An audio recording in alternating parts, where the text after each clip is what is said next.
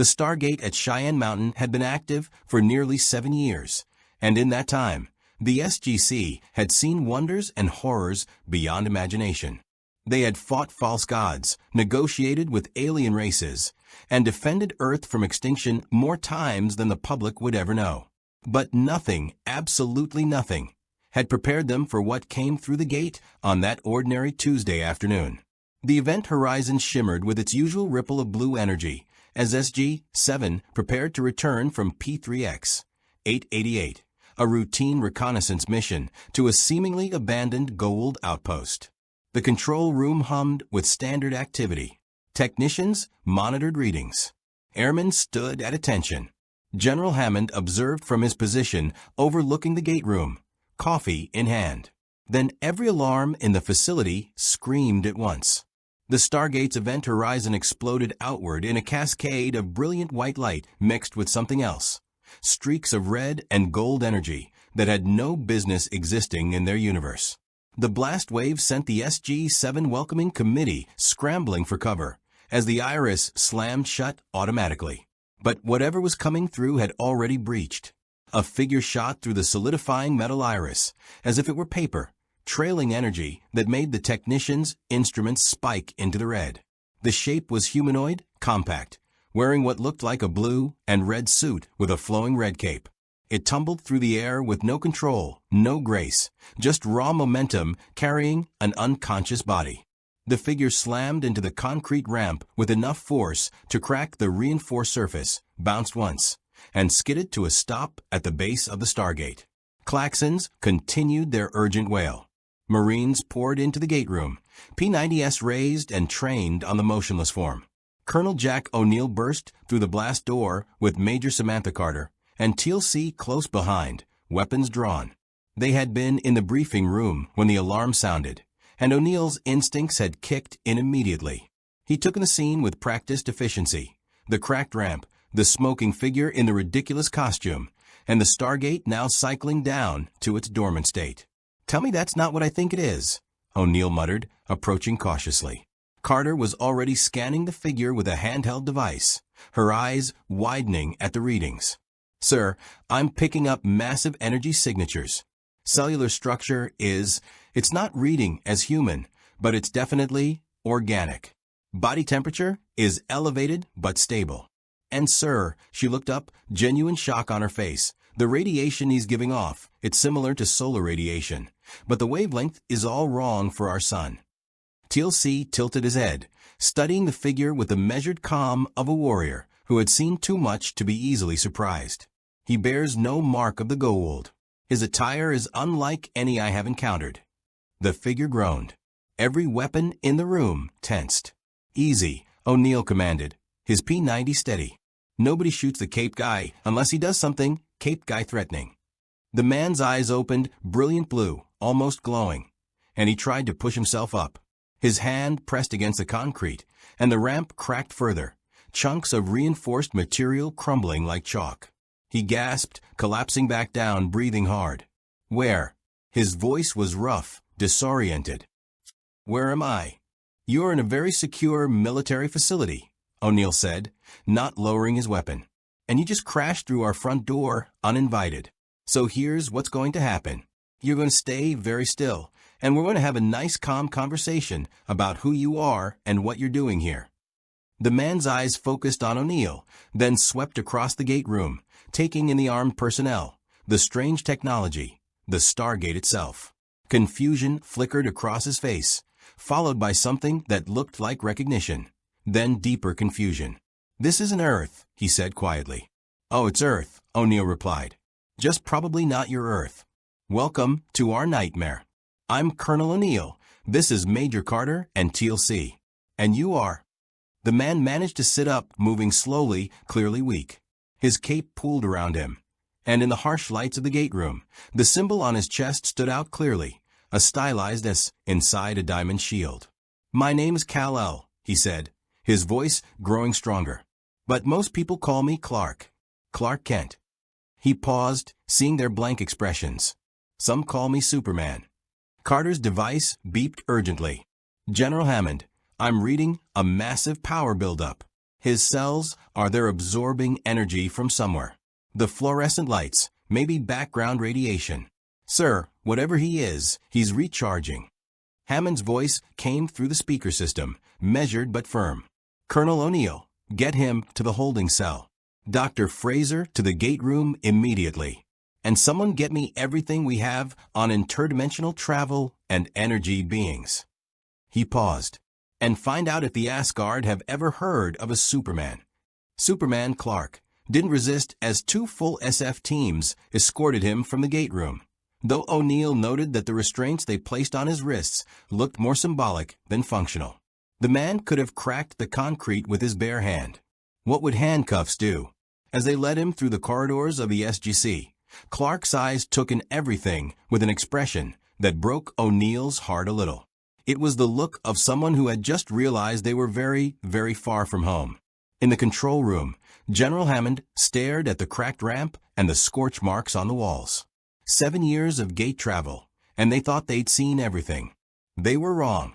If you want to see more crossover stories between iconic characters and the Stargate universe, hit that subscribe button and drop the name of a character you'd want to see go through the gate in the comments below. The Stargate is open, ****. The implications were already spreading through the facility like wildfire. An alien who looked human, spoke English, and called himself Superman had just crashed through their Stargate. He was either the greatest ally they'd ever found in their fight against the Goa'uld, or he was about to make their lives infinitely more complicated. Knowing their luck, it was probably both. The holding cell in sublevel 28 had been designed to contain Goa'uld system lords if the need ever arose. Reinforced trinium walls, energy dampening fields, and enough firepower hidden in the ceiling to level a city block. It had never been used for its intended purpose, until now. Superman sat on the metal bench, his cape draped across his shoulders, watching the observation window with those unsettling blue eyes. He hadn't attempted to escape, hadn't tested the walls, or made any threatening moves. He simply sat there, patient, while Dr. Janet Fraser ran every medical scan the SGC possessed. The results were making her seriously question her medical degree. "General, I don't even know where to begin," Fraser said, staring at her tablet in Hammond's office. O'Neill, Carter, and TLC stood nearby, equally baffled by the data streaming across the screen. His cellular structure is completely alien, but it mimics human physiology almost perfectly. Every organ has an analog to human anatomy, but the density... General, his cells are so tightly packed that I'm amazed he can move at all. A single cubic centimeter of his tissue weighs more than lead. How is that possible? Carter asked, leaning over to examine the scans. It shouldn't be, Fraser replied. And it gets stranger. His cells are absorbing electromagnetic radiation, light, heat, even the background radiation in the facility, and converting it into some form of bioelectric energy. It's like he's a living solar panel, but orders of magnitude more efficient than anything we've ever developed. Hammond set down his coffee, his expression grave. Doctor, in your professional opinion, could this individual pose a threat to this facility? Fraser hesitated, choosing her words carefully. Sir, based on these readings, if he wanted to pose a threat, we'd already be dead. The energy output I'm detecting, even in his weakened state, is astronomical. But, she pulled up another screen. There's something else. His cellular energy levels are increasing. When he first arrived, he was operating at maybe 60% capacity. Now, 4 hours later, he's at 75% and climbing. How high can he go? O'Neill asked, though he wasn't sure he wanted to know the answer. I have no idea. But Colonel, if his cells continue absorbing energy at this rate, by tomorrow he'll be at full capacity. And I have no baseline to tell us what full capacity means for his physiology. TLC spoke, his deep voice cutting through the tension. The Goa'uld have sought many powerful weapons in their quest for dominance. A being of such power would be greatly coveted by the system lords. If word of his presence reaches them, they will stop at nothing to acquire him or destroy him. Yeah, well, good thing we keep a tight ship, O'Neill said. Nobody's going to. The lights flickered. Every screen in Hammond's office went dark for 3 seconds, then blazed back to life. Carter was at a terminal immediately, her fingers flying across the keys. "Sir, we just had a massive power surge through the entire base. Something drained our backup generators for a split second." She looked up, her face pale. The surge originated from sub-level 28. From the holding cell. Hammond was already moving. "Seal that level. Nobody in or out without my authorization." They reached the holding cell to find Superman standing now, facing the observation window. His eyes glowed faintly in the dim light, and there was something different about him. A subtle change in posture, in presence. He looked stronger, more solid, as if he was becoming more real with each passing moment. "Sorry about that," Clark said, his voice carrying clearly through the intercom. "I didn't mean to drain your power.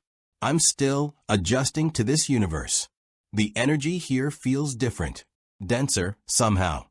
O'Neill stepped up to the window. "Adjusting? What does that mean?" "Where I come from, Earth orbits a yellow sun," Clark explained, his glowing eyes fading back to normal blue. "My cells evolved to absorb and process solar radiation from that specific stellar type. Here, your sun feels similar but not identical. The wavelength is slightly off. My body is trying to compensate, to learn how to process this new energy efficiently." Carter was fascinated despite herself.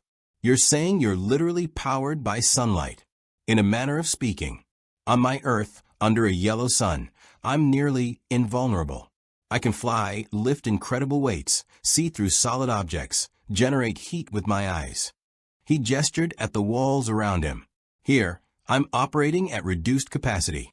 Not human, but not at full strength either." "And when you reach full strength?" Hammond asked from behind the group. Clark met the general's eyes through the window. "Then I'll be able to help you. General, I know this is difficult to believe, but where I come from, I'm a hero. I protect people. I've been doing it for years. And from what little I've overheard through these walls," he tapped his ear, and O'Neill made a mental note that superhearing was apparently on the list. "You're fighting a war against beings called the Goa'uld, false gods who enslave populations across the galaxy." "You've got good ears," O'Neill said dryly. "But here's the thing, Superman. Can I call you Superman? Feels weird saying it out loud. We've been fighting this war for 7 years. We've got allies, strategies, and a pretty good handle on how things work. Then you show up, crash through our gate like the Kool-Aid Man, and now you're telling us you're here to help. Forgive us if we're a little skeptical." "I understand," Clark said. "You don't know me. You don't trust me. But General Hammond, I'm not your enemy. I crash-landed here by accident. The last thing I remember before waking up in your gate room was trying to stop an experimental Kryptonian device from tearing a hole in space. Clearly, I failed." "Kryptonian." Carter's eyes lit up. "That's your species?" "I'm the last of my species," Clark said quietly. "My planet, Krypton, was destroyed when I was an infant. I was sent to Earth in an escape pod. I've spent my entire life on Earth, protecting it, calling it home." His expression darkened. "And now I'm trapped in a universe where Earth exists, but it's not my Earth. Everyone I knew, everyone I protected, they're in a reality I can't reach." The pain in his voice was genuine, raw. O'Neill had heard that kind of loss before in the voices of soldiers who'd lost everything. It was hard to fake. Hammond's expression softened slightly. "Mr. Kent, I sympathize with your situation. But my first responsibility is to the safety of this planet and this facility. Until we can verify your story and assess the full extent of your capabilities, you'll remain in protective custody." "I understand, sir," Clark said. "But, General, if your enemies learn about me, and they're going to come for me. And when they do, this facility will be in danger. Everyone here will be at risk. I need you to understand that I'm not the threat. It's what my presence will attract." As if on cue, the alarm klaxons began to wail. Carter's radio crackled to life. "Major Carter, incoming wormhole. Unscheduled off-world activation." Hammond's jaw tightened. "Battle stations. Colonel O'Neill, get your team armed and ready. Major Carter, I want to know who's dialing in." As they rushed toward the control room, O'Neill glanced back at the holding cell. Superman stood at the window, watching them go, his expression troubled. "He's right, isn't he?" O'Neill said to TLC. "We just became a target." "Indeed," TLC replied. "Word travels quickly among the Goa'uld. If even a whisper of this Kryptonian's power has reached them, they will act swiftly and without mercy." In the control room, the Stargate spun and locked, the event horizon forming with its familiar whoosh. But instead of an incoming traveler, a probe emerged, a Goa'uld reconnaissance device that hovered in the gate room, scanning everything with cold mechanical precision. Then it spoke, and the voice that echoed through the facility sent chills down every spine. "Tauri." The voice was distorted, layered with the metallic resonance of a Goa'uld system lord. "You harbor a great power. The Kryptonian belongs to Anubis now. Surrender him, and your pathetic world will be spared. Refuse, and we will tear your facility from the mountain and take him from your corpses." The probe exploded before anyone could respond, scattering debris across the gate room. Hammond's face was stone. "Get me the president, and someone tell our guest that his prediction just came true." In sublevel 28, Superman heard every word through the walls. His eyes began to glow again, brighter this time, and the temperature in the holding cell rose by 10 degrees. The Goa'uld had just made a terrible mistake. The briefing room had seen tense moments before, but the atmosphere now was practically combustible. O'Neill sat with his arms crossed, watching Superman, still in those ridiculous blue and red tights, stand calmly at the head of a table, as if he belonged there. General Hammond had made the call to bring him out of the holding cell under heavy guard, reasoning that if the Goa'uld were already coming for him, they might as well get answers first. "Let me get this straight," O'Neill said, his tone dripping with skepticism. "You're an alien who looks exactly like a human, you're powered by sunlight, you can fly, you're basically indestructible, and you shoot lasers out of your eyes. And you expect us to believe you're one of the good guys." Clark met his gaze steadily. "I don't shoot lasers. It's concentrated heat vision. And yes, Colonel, I expect you to believe me, because I'm sitting here talking instead of tearing my way out of your facility. If I wanted to leave, do you really think those guards," he nodded toward the 4 SF personnel stationed at the door, "could stop me?" "He makes a valid point, O'Neill," TLC observed. Not helping TLC. Carter leaned forward, her scientific curiosity clearly warring with military caution. "Mr. Kent, you mentioned Krypton was destroyed. How did you end up on Earth?" "My father, Jor-El, saw the destruction coming," Clark explained. "He built a spacecraft, a small pod, and sent me to Earth as an infant. The journey took years, decades by Earth time. By the time I arrived, I was still a baby, but my birth planet was long gone. A Kansas couple found me and raised me as their own." A ghost of a smile crossed his face. "They taught me to use my abilities responsibly, to help people, to never abuse the power I was given." "How convenient," O'Neill muttered. "Alien orphan with a heart of gold." "Jack," Hammond said warningly. He turned to Clark. "Mr. Kent, I want to believe you, but that probe just delivered a death threat from one of the most dangerous system lords in the galaxy. Anubis isn't just any Goa'uld. He's been consolidating power, destroying his rivals, and searching for ancient technology that could give him unstoppable weapons. If he wants you, it's because he sees you as exactly that kind of weapon." Clark's expression hardened. "Then he's going to be disappointed. I'm not a weapon, and I'm not going to let anyone use me as one." "The issue is not what you will permit," TLC said.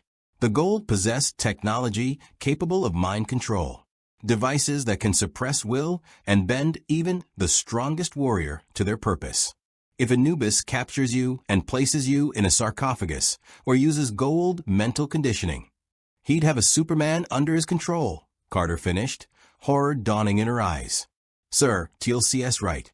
A being with his power level, controlled by a Goa'uld, he could destroy entire fleets single-handedly. Anubis could use him to wipe out the Talk RA, crush the System Lords, and enslave every world in the galaxy." The room fell silent as the implication sank in. Clark's hands clenched on the table. Then, we don't let that happen. General Hammond, you need to let me help you defend this facility. When Anubis comes, and he will come, you're going to need every advantage you can get. And how do we know you won't just fly away the moment we let you out of this room? O'Neill challenged. No offense, but you've got no stake in our fight. This isn't your Earth. These aren't your people. Why would you risk your life for strangers? Clark stood, and despite the guards raising their weapons slightly, there was nothing threatening in his posture, just an intensity that filled the room. Because it's the right thing to do. Colonel, I've spent my entire life protecting people. That's not something that changes just because I'm in a different universe. You're fighting against tyrants who enslave populations and claim to be gods. Where I come from, I've fought villains like that my entire career. Just because these particular tyrants have spaceships and energy weapons doesn't make them any different from the ones I've faced before. The Goa'uld are more dangerous than you understand, Teal'c said, respect creeping into his voice. I served as First Prime to Apophis for many years before joining the Tauri. I have seen their cruelty, their power. They command vast armies, fleets of hot-tack vessels, and weapons that can destroy worlds. Then I'll be careful, Clark said simply. Hammond studied him for a long moment, weighing the risks against the potential benefits. Finally, he spoke. Major Carter, I want a full workup on Mr. Kent's capabilities. We need to know exactly what he can do and what his limitations are in our universe.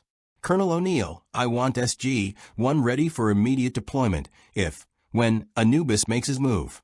Teal'c, reach out to your Jaffa contacts. I want to know if word of our guest has spread through the Goa'uld network. And me? Clark asked. You're going to prove you're as heroic as you claim, Hammond said. We have training facilities in this mountain. You're going to show us what you can do, and you're going to convince me that trusting you won't be the biggest mistake I ever make. 20 minutes later, they stood in one of the SGC's reinforced testing chambers, originally designed for evaluating alien weapons. Clark floated 3 feet off the ground, defying gravity with the same ease most people breathed. O'Neill tried not to look impressed and failed miserably. Okay, that's just showing off, O'Neill said. Clark smiled slightly and landed softly. You wanted a demonstration. I can fly at supersonic speeds in my own universe. Here, I'm still adjusting, but I'm getting faster every hour. Carter held up a reinforced trinium plate, the same material used in Goa'uld vessels. Can you bend this? Clark took the plate, barely glancing at it before folding it like paper. The metal screamed in protest, but it yielded as easily as aluminum foil in his hands. He handed it back, creased into a perfect right angle. My God, Carter whispered. Strength test next, O'Neill said, trying to maintain some semblance of military protocol. How much can you lift? I don't know, Clark admitted. I've never found my upper limit. On my Earth, I once moved a tectonic plate to prevent an earthquake. Here, with my powers still adapting. He shrugged. We could try, but I'd rather not accidentally bring down the mountain. Yeah, let's not do that, O'Neill agreed quickly. Teal'c stepped forward holding a Zat'nik'tel, a Goa'uld energy weapon. With your permission, Kal-El, I would test your resistance to our enemy's weapons. Clark nodded, bracing himself. Go ahead. The Zat fired, blue energy crackling across the chamber and striking Clark square in the chest.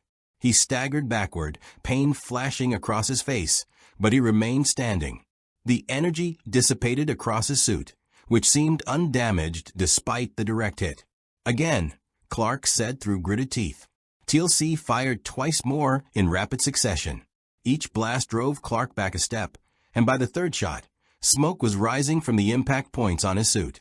But he didn't fall, didn't cry out. When Teal'c lowered the weapon, Clark straightened, breathing hard. That hurt, Clark admitted, rubbing his chest. More than I expected. Your energy weapons seem to bypass some of my invulnerability. Not completely, but enough. The Zat'nik'tel disrupts electrical signals in the body, Carter explained. If your cells operate on bioelectric energy, that would explain the effectiveness. So he can be hurt, O'Neill said. It wasn't quite relief in his voice, but it was something close. That's actually kind of comforting.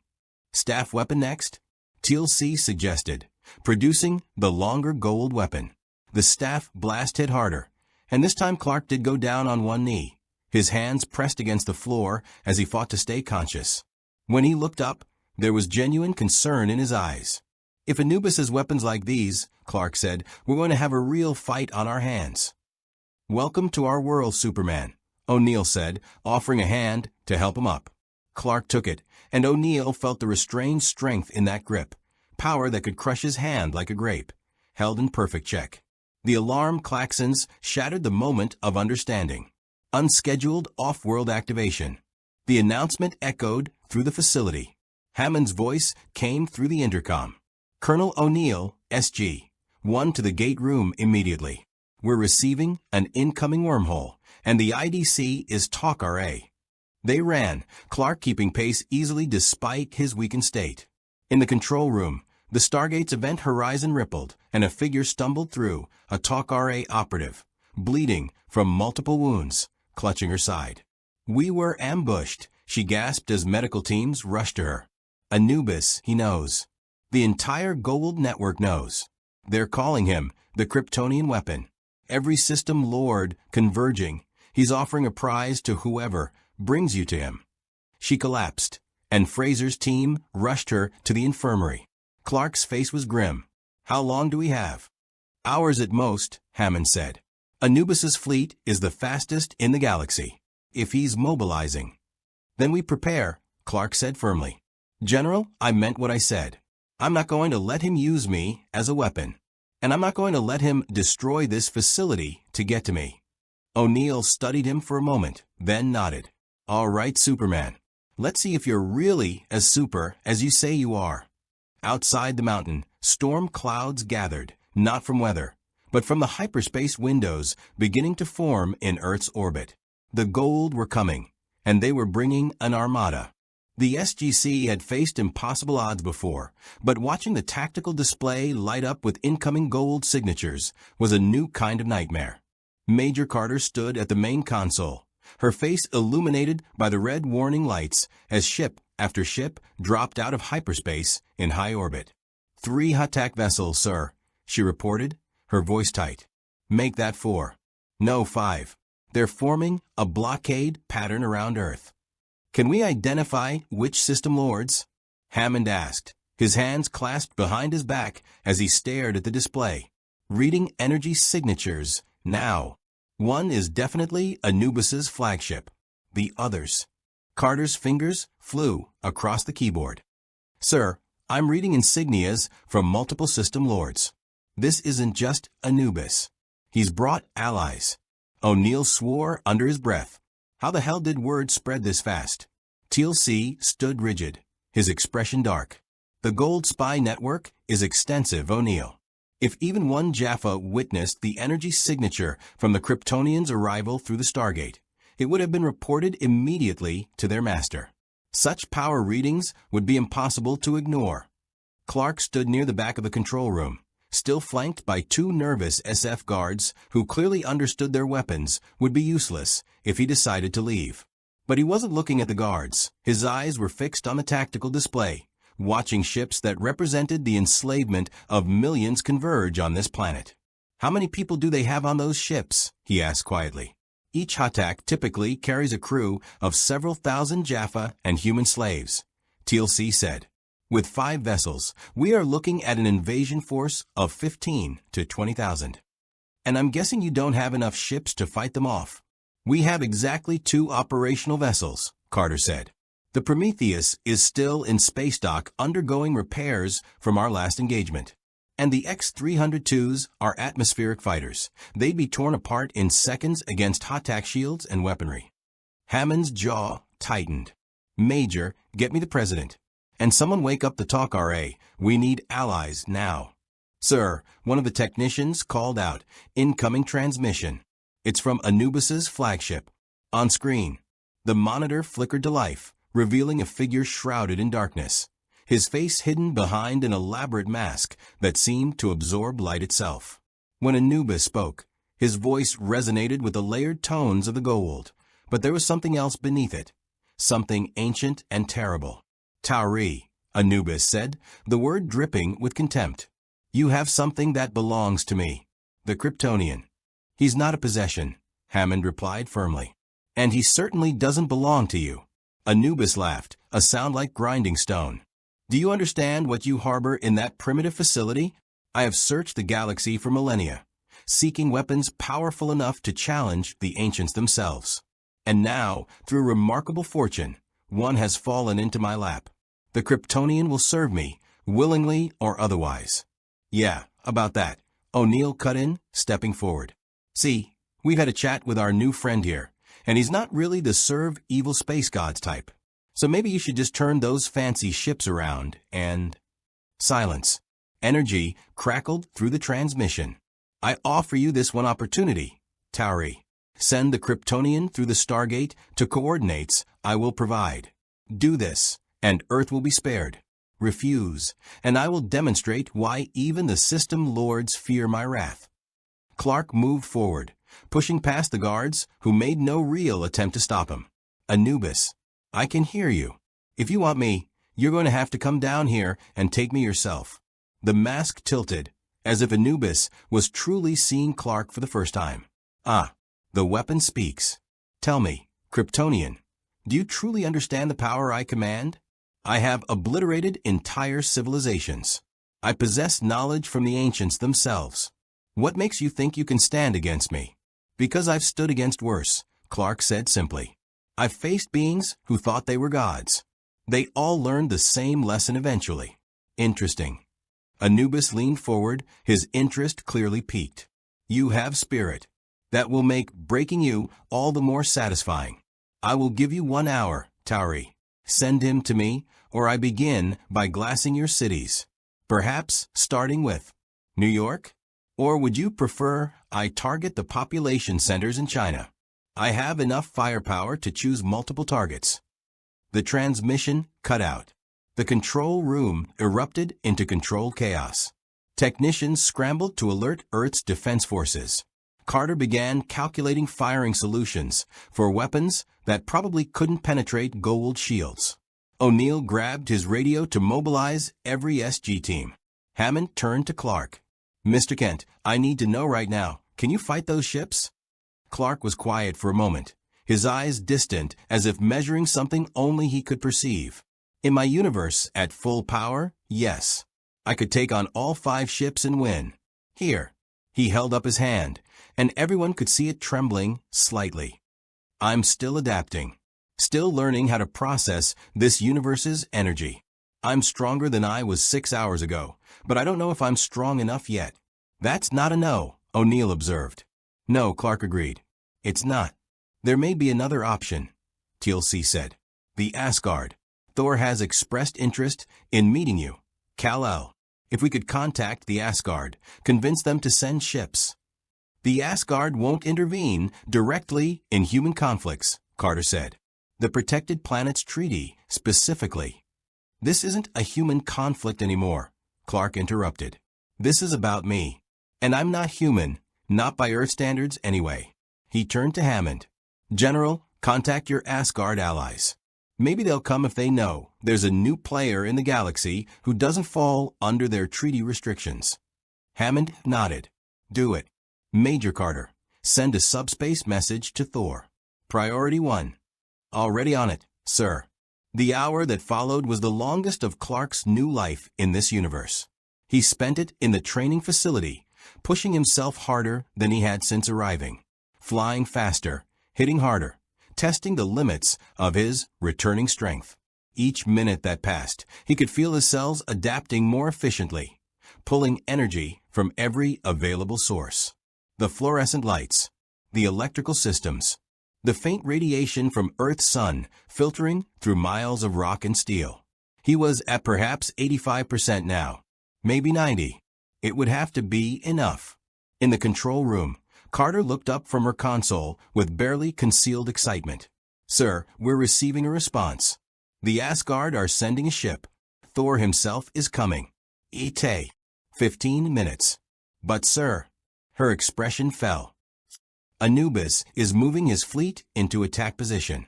We're reading power buildups in their main weapons. He's not going to wait. Hammond's face was stone. Sound general quarters.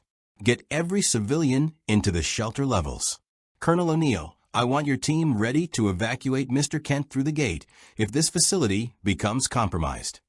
With all due respect, sir, O'Neill said, I don't think Superman's going anywhere. They all turned to the monitors showing the training facility. Clark floated in the center of the reinforced chamber, his eyes glowing brilliant red as heat built behind them. He released the energy in a controlled burst that carved a perfect circle through 6 inches of reinforced steel plating. His power levels are spiking, Carter said, checking her readings. Sir, he's at 92% and still climbing. Whatever adaptation process his cells were going through, it's accelerating. A massive impact shook the entire mountain. Dust rained from the ceiling. Alarms screamed. They are firing, a technician shouted. Staff cannons targeting the mountain's north face. Another impact. Closer this time. Clark was in the control room before anyone saw him move, his cape settling around his shoulders as if he'd been standing there all along. General, give me the word, and I'll stop them. Mr. Kent, you said yourself you're not at full strength. I'm strong enough. Clark's eyes met Hammond's, and there was absolute certainty in them. And if I don't stop them now, how many people are going to die? Not just in this facility, but in the cities they threaten?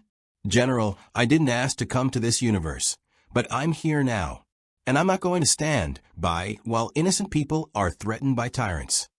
Hammond looked at this alien in a ridiculous costume, this being of impossible power who could have left at any moment, but chose to stay. He thought about his duty, his responsibility to Earth, and the impossible choice in front of him. God help us all, Hammond said. Go. Clark didn't wait for a second invitation. He shot through the facility like a missile, punching through reinforced blast doors that should have required codes and security clearances. Personnel dove out of the way as the blue and red blur rocketed past them, heading for the surface. In the control room, they watched on external cameras as Superman burst from the mountain entrance and launched himself into the sky, accelerating faster than any human-made aircraft, trailing a sonic boom that rattled windows across 3 states. Track him, Hammond ordered. On the monitors, a tiny red and blue streaked upward toward 5 ships that blotted out the stars. Carter's voice was barely a whisper. He's really going to fight them. Indeed, TLC said, and for the first time since meeting the Kryptonian, there was something like hope in his voice. Let us pray he is as powerful as he claims. High above Earth, Anubis watched the ascending figure on his displays and smiled behind his mask. Finally, he said, let us see what this Kryptonian can truly do. The transition from atmosphere to vacuum was seamless. Clark felt the air thin around him, felt the crushing cold of space that should have killed any human instantly, and simply kept flying. His Kryptonian physiology didn't need to breathe, not really. He could hold his breath for hours if necessary, and the solar radiation flooding his cells more than compensated for any environmental hazards. From this altitude, Earth spread out beneath him in magnificent blues and greens, a world so similar to his own it made his heart ache. But there was no time for sentiment. 5 massive pyramidal ships hung in orbit like ancient Egyptian monuments carved from metal and malice, each one bristling with weapons and crackling with barely restrained energy. They were larger than anything he'd ever fought. Each Hatak was over 700 meters long, their golden hulls reflecting Earth's sun with blinding intensity. And all 5 were turning to face him. Clark hovered in the vacuum, his cape spreading behind him in a crimson arc despite the absence of wind. Below, he knew the SGC was tracking him. Above, alien sensors were probably analyzing him, calculating, strategizing. Let them calculate. The lead Hatak, Anubis's flagship, opened fire first. Brilliant lances of golden energy streaked across the void, staff cannon fire that could vaporize buildings in seconds. Clark dodged the first volley with speed that surprised even him, his adapted cells finally operating at near full efficiency. The blast that would have struck him harmlessly dissipated into space. But there were hundreds more coming, He flew straight into the barrage, weaving between energy blasts, with reflexes honed by years of combat. Some shots grazed him, and he felt the impact. These weapons hurt more than he'd expected, burning through his bioelectric field with uncomfortable efficiency. But they didn't stop him. Clark slammed into the shields of the nearest attack at full speed. The impact sent a shockwave rippling across the energy barrier, visible as cascading geometric patterns of light. The entire ship shuddered from the collision. Inside, Jaffa would be stumbling, alarms would be screaming. And Clark was just getting started. He pulled back and hit the shield again. And again. Each impact was like punching through increasingly thick water, the energy resisting him, fighting him. But on the fourth strike, cracks appeared in the shimmering barrier. Actual fractures in what should have been impenetrable Goa'uld technology. Impossible, breathed a Jaffa warrior monitoring the shields from within the ship. Clark heard him through the hull. Superhearing worked just fine in this universe, and smiled grimly. He placed both hands against the shield, feeling the energy burn against his palms, and pushed. The shield collapsed. He shot forward like a bullet, slamming into the Hatak's golden hull with enough force to crater the reinforced metal. The ship rocked violently, throwing Jaffa across corridors and overloading systems throughout the vessel. Clark punched through the outer hull as easily as cardboard, then through the inner supports, tearing a path toward what he hoped was the bridge. Inside the ship was chaos. Sparks rained from damaged systems. Jaffa warriors scrambled for staff weapons, shouting orders in Goa'uld. Clark emerged into a massive corridor filled with warriors in elaborate armor, all pointing weapons at him. They fired as one. The staff blasts hit him from every direction, and pain exploded across his body. These weapons hurt, really hurt, bypassing his invulnerability in ways that simple kinetic force couldn't. But even injured, even operating at less than full power, Clark was still Superman. He moved faster than they could track, disarming Jaffa warriors with precise strikes that shattered staff weapons without breaking bones.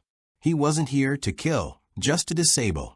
Every instinct from his years as a hero screamed against taking lives, even the lives of those who served tyrants. These Jaffa were slaves themselves, indoctrinated from birth, symbiotes controlling their bodies and minds. But there were so many of them. A Zat blast caught him in the back, and Clark went down on one knee, his nervous system screaming in protest. Another blast. Another. The Jaffa were learning, concentrating their fire, overwhelming him through sheer volume. "Capture him," someone shouted. "Lord Anubis wants him alive." Through blurred vision, Clark saw Jaffa approaching with strange crystalline devices, the Goa'uld hand devices used for torture and control. If they got those on him while he was weakened. No. Clark's eyes flared brilliant red. Twin beams of concentrated heat vision carved through the corridor, melting weapons and forcing the Jaffa back. He stood, fighting through the pain, and flew straight up through 6 decks of the Hatak, emerging into another section of the ship. This was the bridge. A Goa'uld sat on an elaborate throne, his eyes glowing with the telltale sign of the symbiote within. When he saw Clark, genuine fear crossed his face, an expression rarely seen on a system lord. "You dare." Clark crossed the distance in a heartbeat, grabbing the Goa'uld by his ornate armor. "Tell Anubis, if he wants me, he can come get me himself. Stop firing on Earth, or I'll tear all 5 of these ships apart piece by piece." Lord Anubis does not negotiate with. Clark's grip tightened, crumpling the metal armor. "I'm not negotiating." He threw the Goa'uld across his own bridge, then turned and flew back out the way he came, punching through hull after hull until he emerged into space once more. The other 4 Hataks were waiting. All of them opened fire simultaneously. Space lit up like a supernova. Thousands of energy blasts converged on Clark's position, a killing field that no ship, no fighter, no being should have survived. For a moment, he was lost in a maelstrom of destructive energy, buffeted by impacts that drove him back toward Earth's atmosphere. In the SGC, everyone watched in horror as the tactical display showed the Kryptonians' signal vanishing in the overwhelming firepower. Did they? Carter couldn't finish the sentence. Then the energy dispersed, and Clark was still there, battered, smoking, his suit scorched and torn in places, but alive and angry. His eyes glowed crimson, brighter than before, and this time he didn't hold back. Twin beams of heat vision, powered by solar energy and Kryptonian biology, lanced across space and carved through the hull of a Hatak like a cutting torch through butter. The beam traveled the entire length of the ship, severing weapon systems and destabilizing the Naquadah reactor at its core. The Hatak began to list, venting atmosphere and debris. "One down," Clark muttered, though no one could hear him in the vacuum. He flew toward the second ship, dodging renewed fire with desperate speed. His body was screaming at him, every cell protesting the punishment. The staff weapons and energy blasts were wearing him down faster than he could recover. He needed to end this quickly. Clark dove beneath the Hatak, came up along its ventral surface, and began pushing. His arms strained against the massive vessel, muscles that could move planets in his own universe, fighting against Goa'uld engineering and inertia. For a terrible moment, nothing happened. Then the ship moved. Slowly at first, then faster, Clark forced the Hatak out of orbit, pushing it away from Earth with every ounce of strength he possessed. The ship's engines screamed in protest, trying to compensate, but Clark was relentless. He pushed until the Hatak was tumbling away from Earth, its trajectory carrying it toward deep space. But the effort cost him. He didn't see the third Hatak fire until it was too late. A full spread of staff cannon fire caught him directly, and this time there was no dodging, no recovery. Clark felt his vision blur, felt his strength falter for the first time since arriving in this universe. He was falling toward Earth, unable to arrest his descent, unable to. A beam of brilliant white light caught him mid-fall.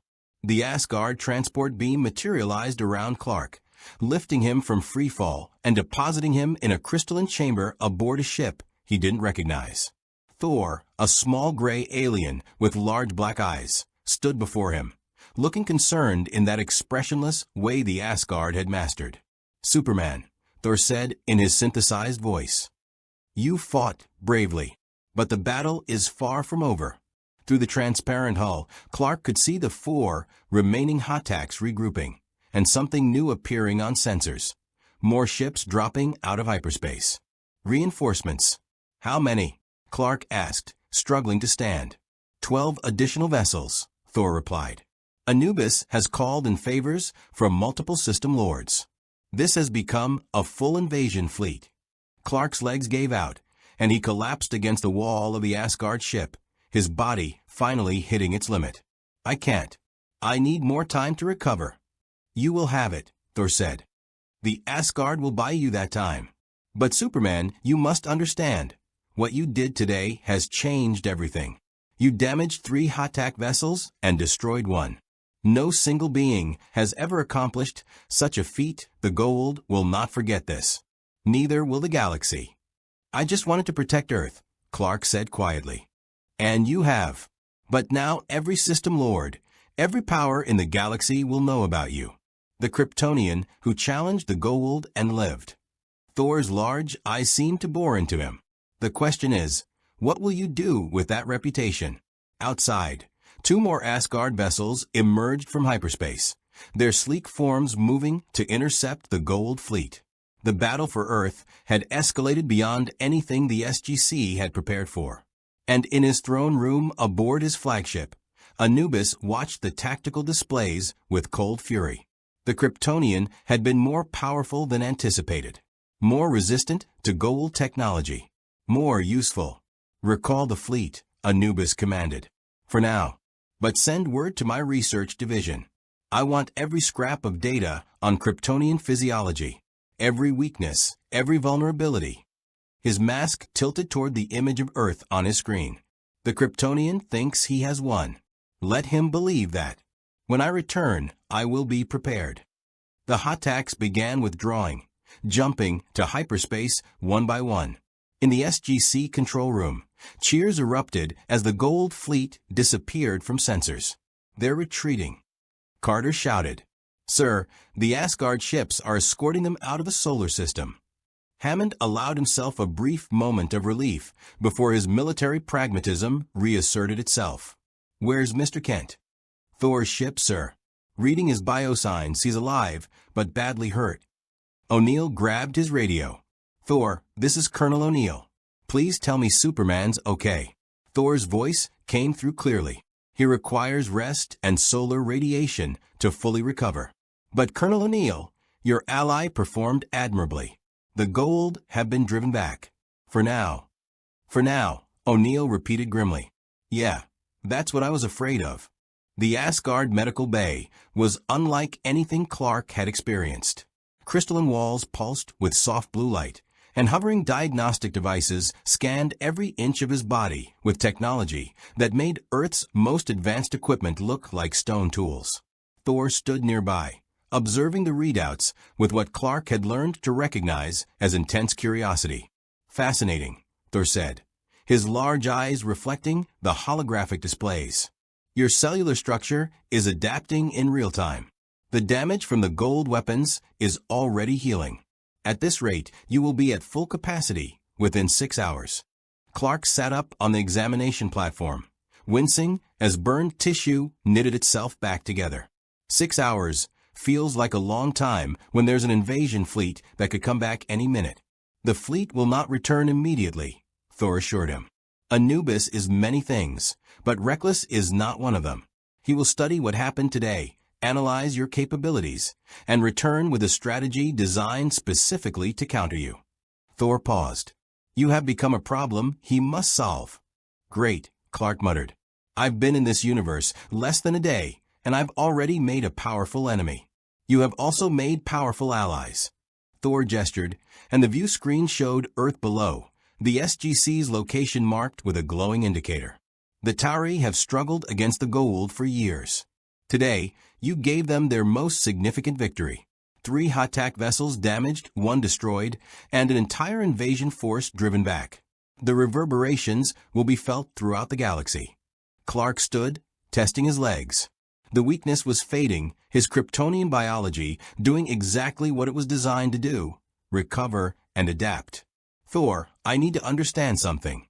General Hammond said the Asgard have a treaty that prevents you from interfering in human conflicts. But you came anyway. Why?" Thor's expression, as much as an Asgard could have expressions, grew thoughtful. "You are correct. The Protected Planets Treaty restricts direct Asgard intervention in conflicts between humans and the Goa'uld. However, you are not human. You are a Kryptonian, a species unknown to our databases. Your presence creates what humans would call a loophole." He tilted his head. "More importantly, the implications of your existence required investigation. A being of your power level, suddenly appearing in our galaxy, represents either a tremendous threat or a tremendous opportunity. And which am I? That remains to be seen." Thor moved closer, his small frame somehow projecting authority despite his size. "Superman, that is what the Tauri call you. Yes, you possess power comparable to the ancients themselves. In my long existence, I have seen few beings capable of the feats you demonstrated today. But power without wisdom is merely destruction. The question I must answer is whether you will use your abilities to protect this galaxy, or whether you will become another tyrant seeking dominion." Clark met the alien's gaze steadily. "Where I come from, I've spent years proving I'm not a tyrant. I've had the power to conquer Earth 1,000 times over. Instead, I chose to protect it. That doesn't change just because I'm in a different universe." "Words are easily spoken," Thor observed. "Your actions today suggest you are sincere. But you must understand the position you now occupy. The Goa'uld will hunt you. The Tal'Kare will seek to recruit you. Other powers in this galaxy, some you have not yet encountered, will take notice. You have become a significant variable in the balance of power that has existed for millennia. I didn't ask for any of this. Few heroes do." Thor turned back to the displays. "The Asgard High Council has convened an emergency session to discuss you. There are those among my people who believe you should be studied, contained, perhaps even returned to your own universe if possible. Others see you as a potential ally against threats we face, threats beyond even the Goa'uld. What threats? Before Thor could answer, an alarm chimed throughout the ship. The view screen shifted, showing a new contact emerging from hyperspace near Earth's moon. But this vessel was different, sleek, organic-looking, its hull a mixture of biological and technological components. "Talk-RA," Thor identified. "They wish to speak with you." The transport beam activated, and two figures materialized on the bridge. One was the wounded Talk-RA operative from earlier, now healed and standing straight. The other was a tall man with regal bearing and eyes that flashed briefly, the telltale sign of a Goa'uld symbiote. But this symbiote was different. Clark could somehow sense it. The way the being carried itself, the lack of arrogance that characterized the system lords. "I am Garshaw Belodi," the Talk-RA said, his voice calm and measured. "I speak for the Talk-RA High Council. We have come to extend our gratitude and our concerns regarding the Kryptonian." "Superman," Clark corrected, standing to face them. "My name is Kal-El, but you can call me Superman or Clark. I'm not just the Kryptonian." Garshaw's lips quirked in what might have been a smile. "Very well, Superman. What you did today was remarkable. You stood against the System Lords and survived. You damaged Anubis's fleet and drove them back. The Talk-RA have spent centuries fighting the Goa'uld, and never have we achieved such a decisive victory." "I was just protecting people," Clark said simply. "Noble," Garshaw acknowledged. "But you must understand the consequences. Every system lord now knows of your existence. They know you can damage Hatak vessels, that you can survive in space, that you possess abilities beyond anything they have encountered. Some will fear you. Others will desire to possess you. And Anubis," his expression darkened. "Anubis will not rest until he has either enslaved you or destroyed you. Let him try." "Your confidence is admirable," the female Talk-RA operative said, stepping forward. "But you do not yet understand Anubis. He is unlike other system lords. He possesses knowledge from the ancients, technology beyond what even the Talk-RA fully comprehend. If he focuses his resources on capturing you, he will find a way." Clark's jaw tightened. "Then I'll make sure he fails." Garshaw exchanged a glance with his companion. "The Talk-RA wish to offer you an alliance. We can provide intelligence on the Goa'uld, safe houses throughout the galaxy, technology that might enhance your already formidable abilities. In exchange, we ask that you aid us in striking against the System Lords when the opportunity arises." "You want me to be a weapon," Clark said flatly. "We want you to be a hero," Garshaw corrected. "The kind of hero this galaxy desperately needs. The Talk-RA fight from the shadows, working to undermine the Goa'uld from within. But you can fight openly. You can give hope to billions of enslaved beings across the galaxy. You can show them that the false gods can bleed." Clark was quiet for a long moment, weighing the offer.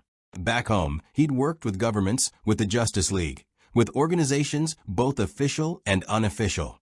But he'd always maintained his independence, his ability to act according to his conscience rather than orders. "I'll help you fight the Goa'uld," he said finally. "But I'm not joining the Talk-RA. I'm not becoming anyone's operative or weapon. I'll act when innocents need protecting, when the Goa'uld threaten lives. But I make my own choices." Garshaw studied him for a moment, then nodded slowly. "That is acceptable, though I suspect you will find that independence more difficult to maintain than you imagine. This galaxy has a way of forcing choices upon people. I've faced difficult choices before. Not like these." The female operative stepped closer. "Superman, you should know.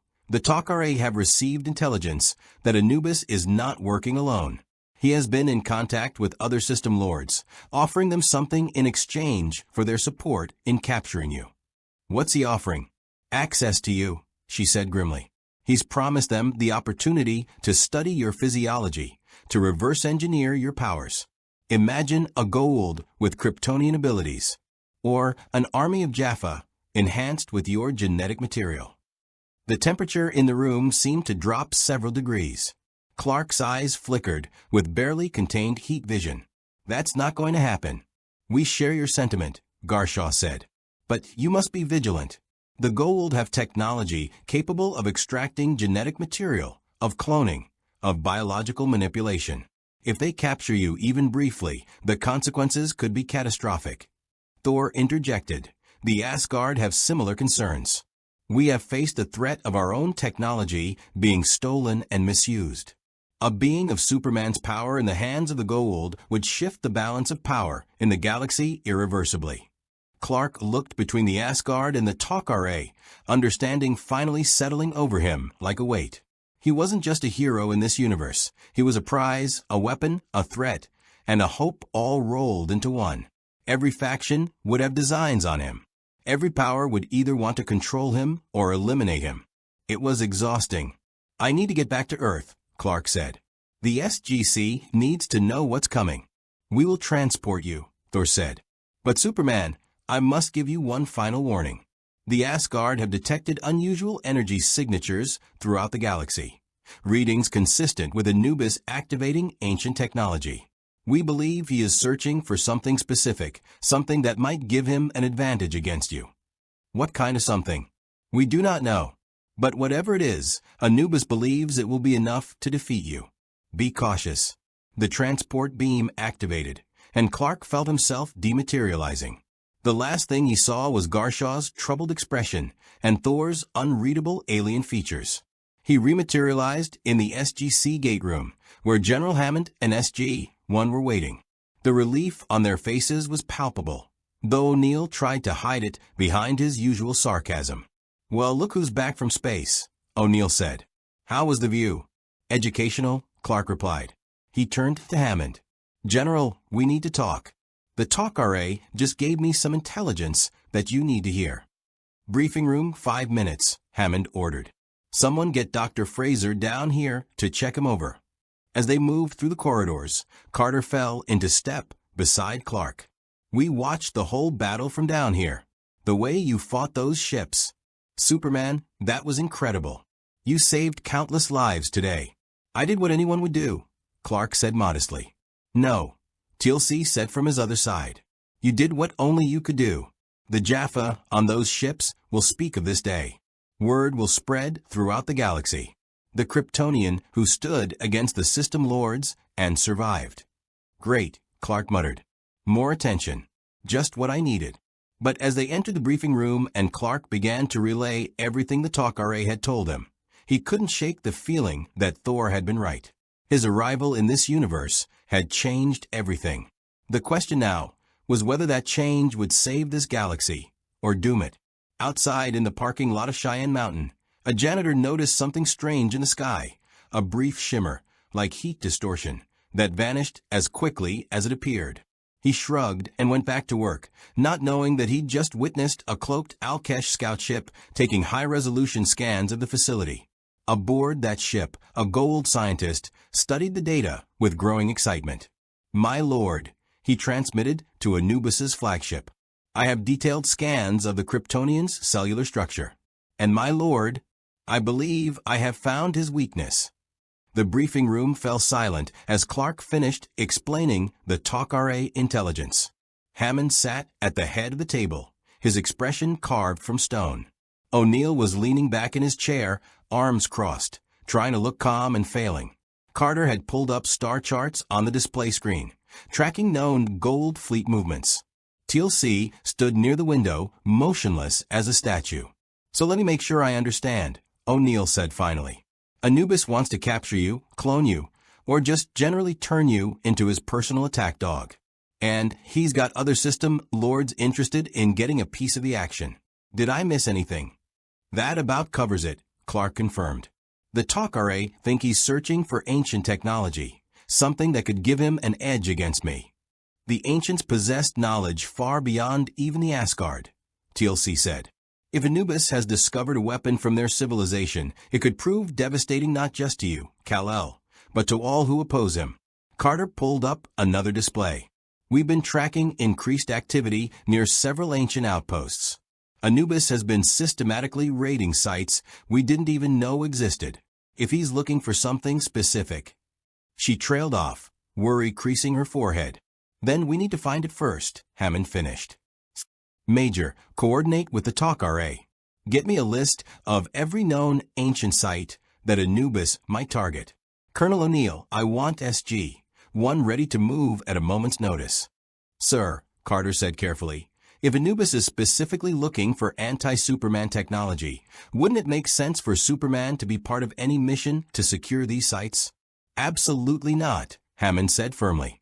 Mr. Kent has done more than enough. He's already become a target for every power-hungry Goa'uld in the galaxy. I'm not sending him on a mission that could lead him straight into a trap.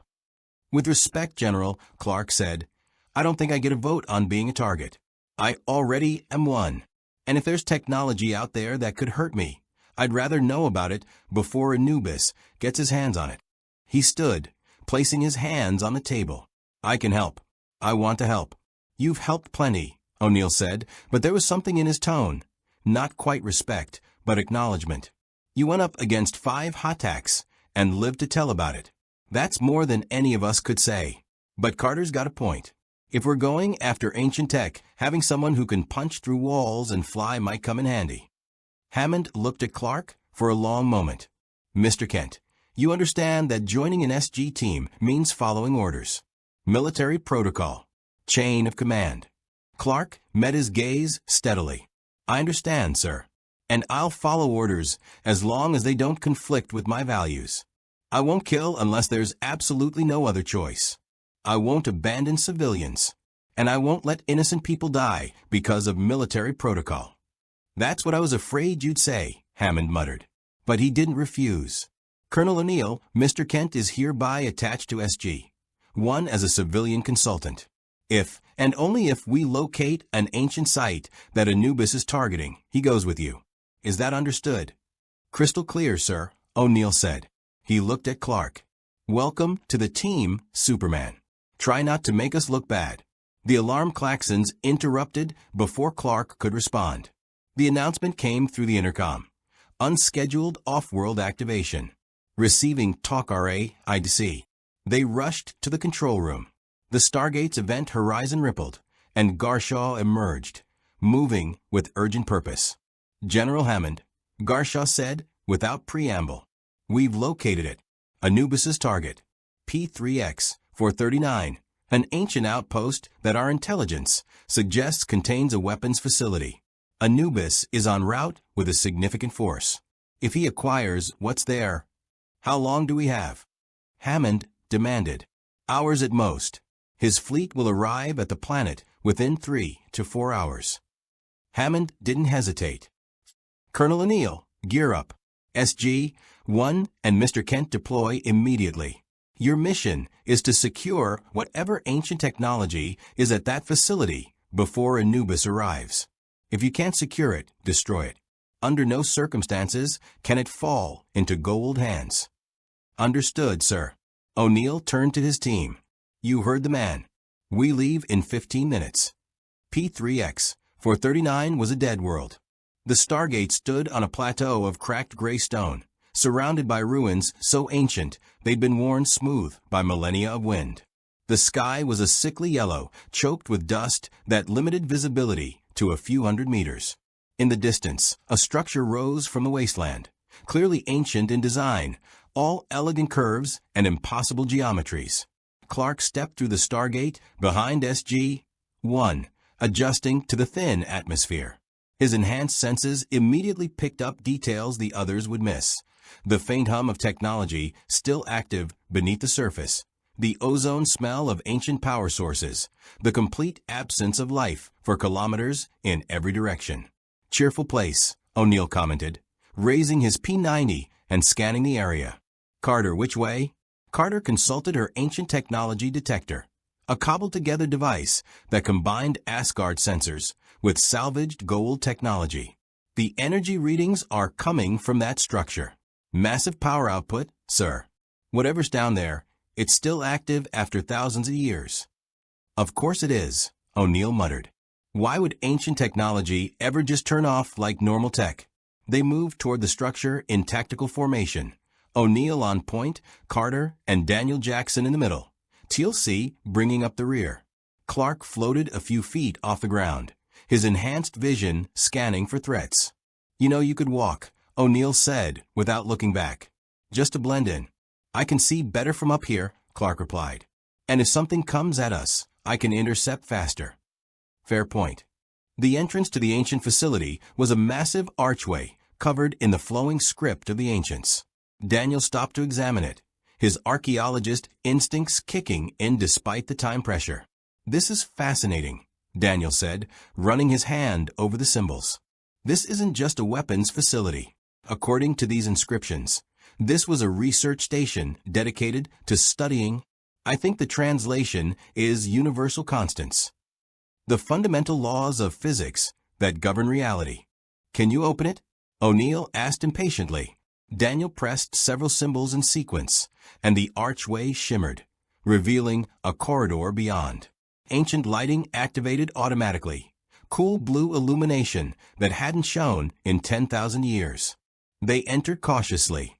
The interior was pristine, preserved by ancient technology that defied entropy itself.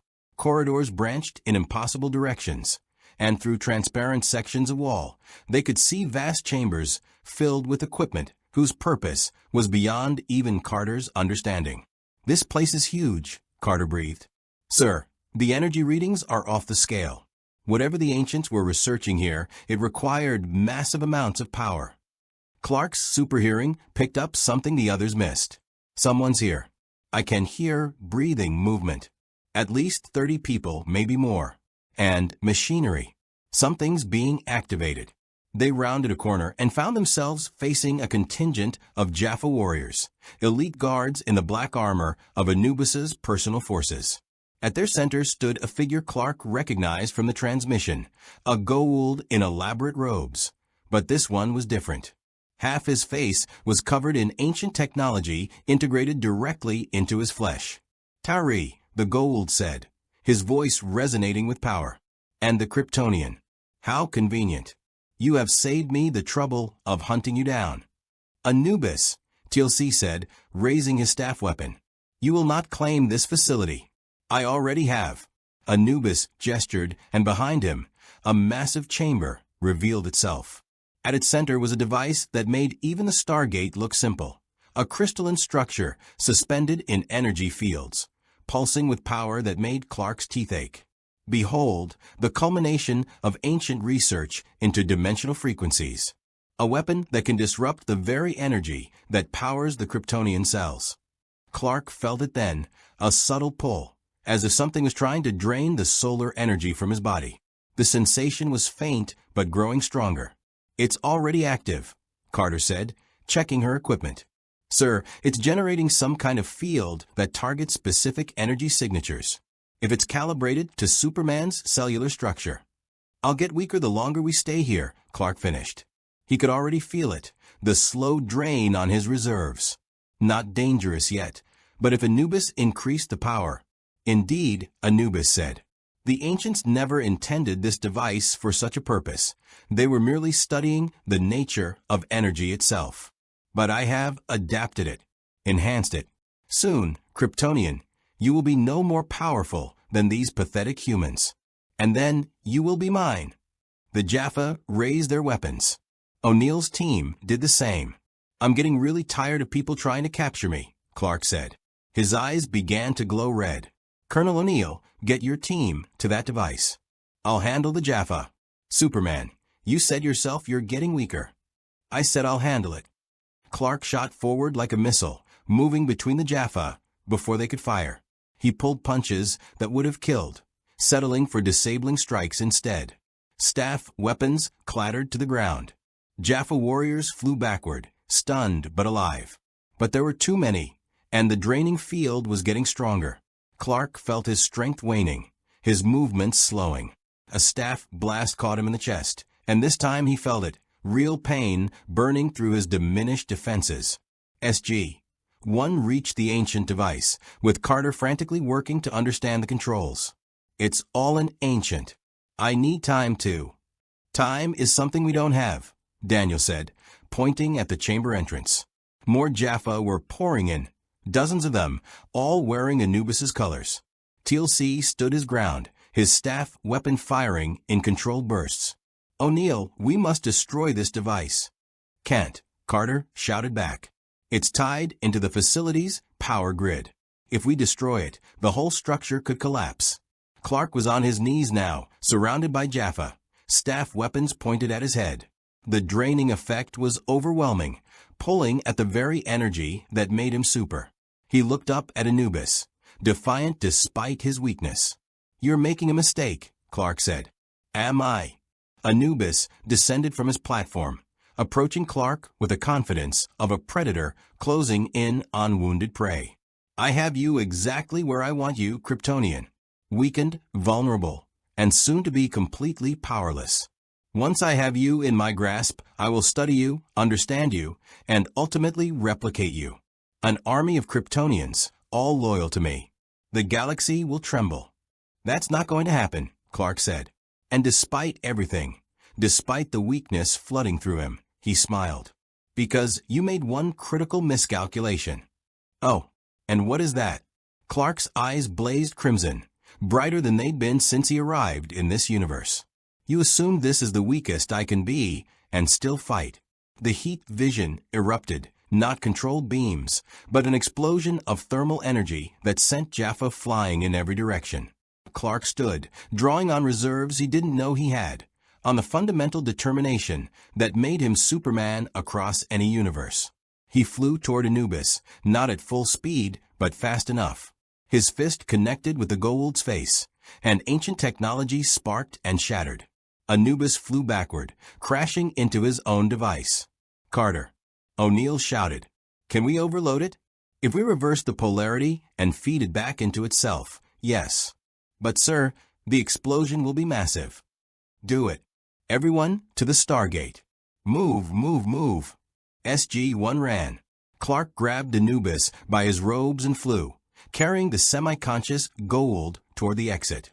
Behind them, the ancient device began to glow brighter, its crystal structure vibrating at frequencies that threatened to tear apart reality itself. They burst from the facility just as the device reached critical mass. Clark threw Anubis toward his Jaffa and Dove toward SG-1, shielding them with his body as the ancient structure exploded behind them.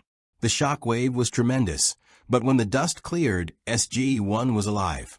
Clark lay on the ground, exhausted, his cape torn and smoking. "Everyone okay?" O'Neill gasped. "Define okay," Carter replied, but she was smiling. Anubis stood, supported by his Jaffa, his mask cracked and sparking. He looked at Clark with pure hatred. "This isn't over, Kryptonian." "It never is," Clark replied tiredly. Anubis and his forces retreated through Ring's transport, beaming up to his ship. Moments later, the Hatak jumped to hyperspace, fleeing before the Ascgard could arrive. "Well," O'Neill said, helping Clark to his feet, "that could have gone worse." Clark looked at the smoking ruins of the ancient facility, at the team he'd just fought alongside, and nodded. "Yeah," he agreed. "It really could have." The debriefing lasted 3 hours.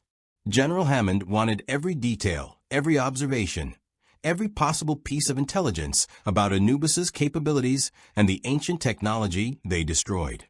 By the time they finished, exhaustion weighed on everyone, even Clark, whose Kryptonian physiology was still recovering from the draining effects of the ancient device. "You're sure you destroyed it completely?" Hammond asked for the 3rd time. "The facility's gone, sir," Carter confirmed. The chain reaction from overloading the device destabilized the entire structure. Nothing's left but rubble and fused stone. Even if Anubis goes back, there's nothing to salvage. "Good." Hammond turned to Clark. "Mr. Kent, you took a significant risk shielding SG-1 during that explosion. Dr. Fraser's scans show you're still recovering from the energy drain. You could have been seriously injured." "But I wasn't," Clark said. "And your team is safe. That's what matters." O'Neill spoke up from his position, leaning against the wall. "Sir, if I may, Superman saved our asses out there. Again, whatever concerns we had about him, I think today proved he's on our side." TLC nodded. Kal-El fought with honor and showed restraint even when facing overwhelming odds. He had opportunities to kill and chose mercy. This is not the behavior of one who seeks to dominate. Hammond studied Clark for a long moment. Mr. Kent, I'll be honest with you. When you first crashed through our gate, I didn't know whether you were our greatest hope or our worst nightmare. But you've proven yourself. You fought alongside our people, protected this facility, and showed integrity under pressure. He extended his hand. On behalf of the SGC and the people of Earth, thank you. Clark shook his hand, surprised by the formality. I'm just doing what's right, General. That's exactly why it matters, Hammond said. Dismissed. All of you get some rest. I have a feeling this is just the beginning. Clark found himself in the SGC commissary an hour later, sitting across from Daniel Jackson. The archaeologist had insisted on buying him coffee, which Clark didn't really need, but accepted anyway, and was now bombarding him with questions about Krypton, interdimensional physics, and whether his universe had its own ancient equivalent. It's fascinating, Daniel said, gesturing with his coffee cup. The idea that there are multiple universes, each with their own physical laws, their own history. Do you think the ancients in my universe knew about yours? I have no idea, Clark admitted. Where I come from, parallel universes are theoretical. Well, mostly theoretical. I've encountered a few alternate realities, but nothing like this, a completely different galaxy with different civilizations. But the fundamental nature of heroism remains the same, Daniel observed. You could have used your powers for personal gain, for control. Instead, you choose to protect people. That transcends universes. My parents taught me that power without responsibility is tyranny, Clark said quietly. It doesn't matter which universe I'm in. That lesson doesn't change. Before Daniel could respond, the commissary door burst open and Major Carter rushed in, tablet in hand. Superman, we have a problem. Clark was on his feet immediately. What kind of problem? The good news is that word about what you did on P3X 439 has spread through the Talk RA network. System lords across the galaxy are hearing about how you defeated Anubis's trap and destroyed his ancient weapon. Carter's expression darkened. The bad news is that some of them are panicking. 3 system lords have reached out to the Talk RA with a proposal. What kind of proposal? Daniel asked warily. They want to form a temporary alliance. With us. And with Superman. Carter pulled up a holographic display from her tablet. They're terrified of Anubis, and they see Superman as a potential equalizer. If they can ally with him, they think they can stop Anubis from consolidating power. Clark's jaw tightened. Let me guess, they want me to fight their battles for them, while they continue enslaving populations across the galaxy. Essentially, yes, Carter confirmed. The Talk RA think it might be worth considering. A temporary alliance with system lords who oppose Anubis could give us intelligence, resources. No, Clark said flatly. Superman, I understand your reluctance, but... No, Clark repeated more firmly. I won't ally with slavers and tyrants just because they're afraid of a bigger tyrant. That's not how I work. If these system lords want Anubis stopped, they can start by freeing their slaves and dismantling their own oppressive regimes. Carter looked like she wanted to argue, but couldn't find the words. Daniel spoke instead, his voice thoughtful. You know, the enemy of my enemy is supposed to be my friend. But I think Superman has a point. If we ally with system lords, even temporarily, we're legitimizing their rule. We're saying that some slavery, some oppression is acceptable as long as it serves our immediate goals. The Talk RA won't like this, Carter warned. The Talk RA can make their own choices, Clark said. But I'm not going to compromise my principles. Not for tactical advantage, not for intelligence, not for anything. Before the conversation could continue, alarms blared throughout the facility. Not the standard Stargate activation. This was different, more urgent. O'Neill's voice came through the intercom. All personnel to battle stations. We have multiple unscheduled activations from different gate addresses. Someone's trying to dial in from multiple locations simultaneously. That shouldn't be possible. The Stargate could only establish one connection at a time. Unless someone's jamming the network, Carter said. already running toward the control room with Clark and Daniel close behind. They're flooding the system with dial attempts to keep us from using the gate. They burst into the control room to find organized chaos. Technicians worked frantically at consoles, while Hammond stood at his command position, face grim. Report. Hammond ordered. Sir, we're detecting incoming subspace distortions, a technician called out. Multiple ships dropping out of hyperspace in Earth orbit. Correction, not multiple ships. It's a fleet, sir. At least 20 HATAC vessels. The tactical display lit up like a Christmas tree, each red icon representing a massive Goa'uld warship positioning itself around Earth. 20 HATACs, O'Neill said quietly. That's not an attack force. That's an invasion armada. A transmission request came through. Hammond nodded, and the main screen flickered to life. But instead of Anubis, they saw multiple Goa'uld, system lords in their elaborate thrones, their images arranged in a grid that showed at least 8 different system lords participating in this call. One spoke, his voice resonating with power. Tauri, you harbor the Kryptonian weapon. Anubis has offered us a choice. Join him in claiming this prize, or face his wrath alone. We have chosen alliance. Another system lord leaned forward. Surrender the Kryptonian within 1 hour, or we will demonstrate what happens when the system lords unite in purpose. Your planet will burn, your people will become our slaves, and the Kryptonian will be divided among us for study and replication. The transmission cut out. The control room was silent for 3 heartbeats. Well, O'Neill said finally, that's new. Clark stared at the tactical display, at the 20 massive warships that represented the enslavement of billions. Ships commanded by beings who claimed godhood while crushing entire civilizations beneath their heels. His hands clenched into fists. How many Ascgard ships can get here in time? Clark asked. Thor's en route, Carter said, checking subspace communications. But he's 40 minutes out. And sir, even with Asgard support, we can't fight 20 HATACs. The combined firepower. I know the odd, Major, Hammond interrupted. He turned to Clark.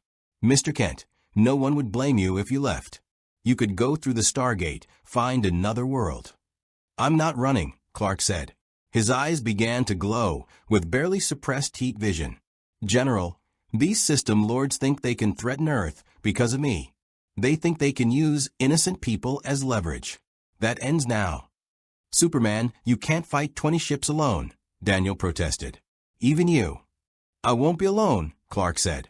He looked at O'Neill, at Carter, at TLC, who had just entered the control room. I'll have SG-1. I'll have the SGC. And I'll have every ounce of solar energy I've been absorbing since I arrived in this universe. Carter pulled up more data. Sir, Superman's cellular energy levels have been steadily increasing. He's now operating at approximately 98% capacity. But 20 HATACs. I know, Clark said. But I have one advantage. They're expecting a weapon they can control, a being they can intimidate. They're not expecting someone who's spent years fighting impossible odds. He turned to Hammond. General, I need you to trust me. I have a plan, but it's risky. They're all risky, O'Neill muttered. What's your plan? Hammond asked. Clark pointed to the tactical display. Those ships are in a blockade formation, surrounding Earth but maintaining distance from each other. They're powerful individually, but they're not coordinated. System lords don't trust each other. This alliance is fragile.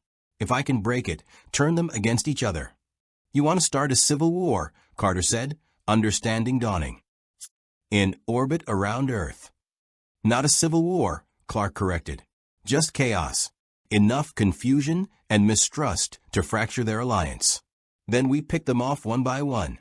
TLC spoke, his voice carrying the weight of decades serving the Goa'uld. It could work. The system lord's greatest weakness is their pride and paranoia. If Kal-El can make them believe one of their own is betraying the alliance, they'll turn on each other faster than they'll turn on us, O'Neill finished. I hate to say it, but that's actually a pretty good plan. Hammond was quiet for a moment, weighing the risks. Finally, he nodded. Do it. But Superman, if this goes wrong, if you get in over your head. Then Thor will arrive and do what he can, Clark said. But General, it won't go wrong. I promise you that. He headed toward the exit, but O'Neill's voice stopped him. Superman. Clark. O'Neill met his eyes. Give them hell. Clark smiled, and for a moment the weight of the situation lifted. I always do, Colonel. He flew through the facility at controlled speed, burst through the mountain entrance, and launched himself into the sky. The acceleration was immediate and exhilarating. His cells were finally operating at near full capacity, drinking in solar radiation and converting it to power that made him nearly invulnerable. As he breached the atmosphere and entered the cold vacuum of space, Clark could see them clearly. 20 attack vessels arranged in a globe around Earth, each one bristling with weapons and crackling with barely restrained power. Each ship represented thousands of enslaved souls, armies of indoctrinated Jaffa, and system lords who had ruled through fear for millennia. They were expecting a weapon. They were about to face a hero. Clark's eyes blazed crimson as he plotted his approach vector. Time to show these false gods what a real Kryptonian could do. The vacuum of space carried no sound, but Clark could feel the hum of the attack vessels through his enhanced senses, the thrum of their engines, the crackle of their shield systems, the metallic resonance of 20 massive warships hovering in Earth's orbit like ancient predators. He hung motionless between Earth and the Armada for a moment, his red cape spreading behind him like a banner of defiance. Below, his adopted homeworld, though not his Earth, glowed blue and green and beautiful. Above, the system lords waited in their pyramidal ships, confident in their power and numbers. They had made a fundamental miscalculation. Clark shot forward, not toward the nearest attack, but toward the one at the far edge of the formation. The ship bearing the colors of System Lordu, one of the oldest and most paranoid Goa'uld in the galaxy. He'd learned about you from TLC during the debriefing. Ancient, traditional, and deeply suspicious of his fellow system lords. Perfect. Clark slammed into U's shields at full speed, the impact sending cascading energy ripples across the entire barrier. Inside the ship, alarms would be screaming. Jaffa would be scrambling, and you would be demanding to know why he'd been singled out for attack. But Clark didn't press the assault. Instead, he flew away at an angle that made it look like he was retreating, but positioned himself perfectly so that when U's ship opened fire in retaliation, the staff cannon blasts streaked past Clark and toward the attack belonging to System Lord Olokin. Olokin's shields absorbed the hits, but the damage was done. Clark could hear the subspace transmissions even through the vacuum, his super hearing picking up the encrypted Goa'uld communications. You dare fire upon my vessel. I fired at the Kryptonian, you fool. He deliberately. Treachery. You seek to eliminate rivals before claiming the prize for yourself. Clark allowed himself a grim smile. Step 1 complete. He darted between the ships now, moving too fast for their weapons to track accurately. Every movement was calculated, every trajectory designed to sow maximum confusion. He'd clip one ship's shields, then immediately position himself so the retaliatory fire would appear to come from a different system lord's vessel. The subspace channels erupted with accusations and counter-accusations. The fragile alliance was fracturing exactly as he'd hoped, but he needed to push harder. Clark flew directly at System Lord Bastet's flagship, a attack decorated with feline imagery. This time he didn't just hit the shields, he punched through them. The barrier shattered like glass under his full-strength assault, and he tore into the hull itself, ripping a 20-meter gash in the golden armor. He could have done more damage, could have destroyed the entire ship. But that wasn't the goal. He needed them angry, not annihilated. Bastet's response was immediate and overwhelming. Every weapon on her attack opened fire, staff cannons and plasma charges lighting up space like a deadly fireworks display. Clark dodged most of them, but he let a few hit him. Each impact hurt, burning through his bioelectric field, but his Kryptonian physiology could take it. More importantly, several of Bastet's wild shots struck other attacks in the formation. Bastet attacks us, a system lord roared over the communications network. The alliance is broken. The Kryptonian manipulates you all, another voice, calmer, more analytical, tried to restore order.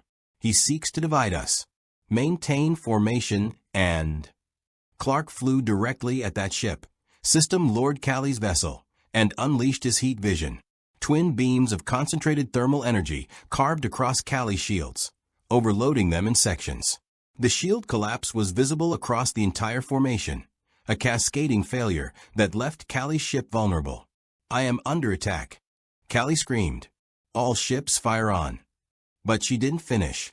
3 different system lords had interpreted her call to fire as an attack order against them. The space around Earth erupted into chaos as hot-tack vessels began firing on each other, paranoia and pride overriding any semblance of coordination. In the SGC control room, they watched in stunned silence as the tactical display dissolved into pandemonium. "He actually did it," Carter breathed. "He turned them against each other."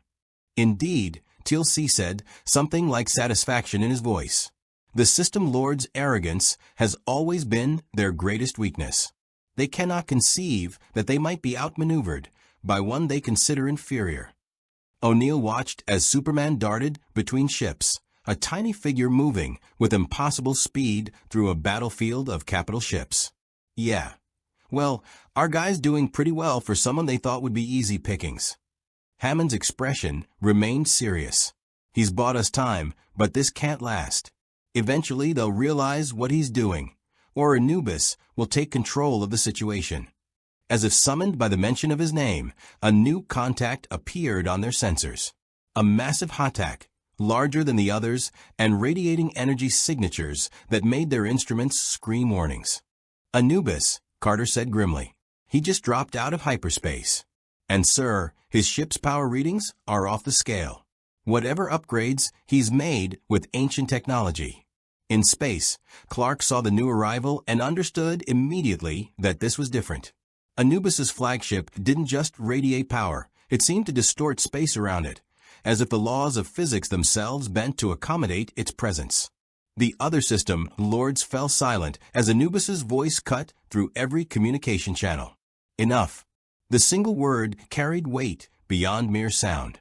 "You squabble like children while the Kryptonian plays you for fools. I will demonstrate how one deals with weapons that refuse to be claimed." Anubis's ship fired. But the blast wasn't aimed at Clark, it was aimed at Earth itself. A lance of pure energy, powered by ancient technology and Goa'uld cruelty, streaked toward the planet's surface. The SGC's instruments calculated the trajectory in microseconds. It would strike in the Pacific Ocean, and the resulting explosion would trigger tsunamis that would devastate coastlines across 3 continents. Millions would die. Clark moved faster than he'd ever moved in this universe. He intercepted the energy beam halfway between Anubis's ship and Earth, spreading his arms wide and letting the full force of the blast hit him directly. The pain was immediate and excruciating. Ancient energy tore through his bioelectric field like acid, burning into his Kryptonian cells. He screamed, no sound in the vacuum, but his body convulsed from the agony. Every instinct told him to move, to dodge, to escape. He held his ground. The energy beam pushed him backward, back toward Earth's atmosphere, but he fought against it. His cells strained, drawing on every reserve of solar energy they possessed. His eyes blazed crimson as he poured heat vision into the beam itself, trying to disperse it, deflect it, do anything to prevent it from reaching the planet below.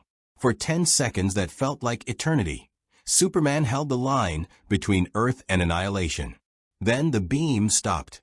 Clark hung in space, smoke rising from his scorched uniform, his cape tattered and burned. Every cell in his body screamed in protest. He was operating on pure willpower now, his energy reserves nearly depleted. But Earth was safe. Anubis's voice came through subspace, tinged with what might have been respect. Impressive Kryptonian. You survived what should have killed you. But you are weakened now, vulnerable, and there is nowhere left to run. The other system lords, seeing Anubis's demonstration of power, had stopped firing on each other. Their ships were realigning, forming an actual coordinated formation for the first time. They'd realized the same thing Anubis had. Superman was running on empty. Superman, get out of there. O'Neill's voice came through Clark's enhanced hearing, picked up from transmission signals being broadcast from Earth. Thor's almost here. Just hold on a few more minutes. But Clark could see the System Lord's ships powering weapons. In a few more minutes, they'd reduce him to atoms, or worse, capture him in whatever containment fields Anubis had prepared. He needed a different strategy. Clark closed his eyes and did something he'd never attempted before. He opened himself completely to this universe's solar radiation, dropping every filter and safety mechanism his Kryptonian physiology used to regulate energy absorption. The sun, this Earth's sun, with its slightly different spectral signature, flooded into his cells. It was like drinking fire. His body convulsed as power beyond anything he'd experienced roared through him. Too much, too fast. Cells struggling to adapt and process and contain energy that threatened to tear him apart from the inside. But for just a few seconds, he would be operating beyond his normal limits. Clark opened his eyes, and they blazed like miniature suns. He flew at Anubis's flagship with everything he had left. The ship's shields, upgraded with ancient technology, supposedly impenetrable, meant nothing. He punched through them like tissue paper and into the hull itself. Inside the ship, Jaffa fired their weapons. Goa'uld hand devices tried to crush him with energy. Ancient technology attempted to disrupt his cellular structure. Clark ignored it all, flying through corridor after corridor until he reached the bridge. Anubis sat on his throne, mask glowing with barely contained power. Around him, control panels sparked and systems failed from Clark's violent entrance. "You cannot kill me, Kryptonian," Anubis said calmly. "I am beyond such mortal concerns. I have transcended." Clark didn't kill him. He grabbed Anubis by his robes and flew straight up, punching through deck after deck until they emerged from the top of the Hatak. Then he threw Anubis as hard as he possibly could, sending the System Lord hurtling away from his ship at speeds that would take him hours to recover from, even with Goa'uld technology. "Maybe you can't die," Clark said, though Anubis was too far away to hear. "But you can leave." He turned back to the assembled fleet, his body beginning to fail from the energy overload. His vision was blurring. His cells were burning. He had seconds left before he collapsed. "Listen to me." Clark's voice carried across every subspace channel, broadcast with the last of his strength. "Anubis is gone. Your alliance is broken. And if any of you ever threaten Earth again, if any of you ever try to use innocent people as leverage against me, I will come for you. Each and every one of you. I will tear your ships apart. I will free your slaves. I will end your false godhood. Do you understand me?" The silence on the subspace channels was absolute. "I am not your weapon. I am not your prize. I am Superman, and I am done with your games. Leave. Now." One by one, the Hatak vessels began jumping to hyperspace. You first, then Batet, then Alakan. Within minutes, the entire fleet had scattered, fleeing from one exhausted Kryptonian who had stood against impossible odds and refused to break. As the last ship vanished into hyperspace, Clark's vision finally failed. He felt himself falling toward Earth, unable to maintain flight, unable to do anything but tumble through space like a meteor. Then a transport beam caught him. Ascgard technology, precise and gentle. He materialized on Thor's ship just as consciousness left him entirely. The last thing he heard was Thor's synthesized voice. "Rest, Superman. You have earned it." Clark woke to the sensation of sunlight on his face, real sunlight, unfiltered and warm. He opened his eyes slowly, expecting the sterile interior of the Ascgard medical bay, and instead found himself in what looked like an observation deck. Transparent walls revealed Earth rotating peacefully below, and through the viewport, he could see Earth's sun blazing in all its glory. Thor stood nearby, his small gray form silhouetted against the starfield.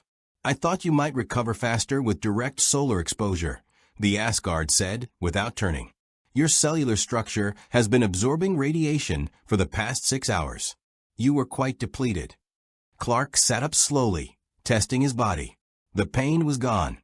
The burns had healed. His cells hummed with renewed energy, though nowhere near the dangerous overload he'd pushed himself to during the battle. He felt good. Whole. 6 hours. Clark asked. What happened? Did any of the system lords come back? None have returned, Thor confirmed. Your display of power, combined with the chaos you created within their alliance, has achieved something remarkable. The system lords are currently more concerned about their rivals than about capturing you. Several have already engaged in skirmishes with each other, blaming one another for the failed attempt to claim you. So I started a war, Clark said quietly. You prevented one, Thor corrected, finally turning to face him.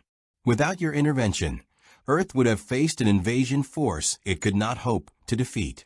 The Asgard fleet arrived too late to be of significant assistance.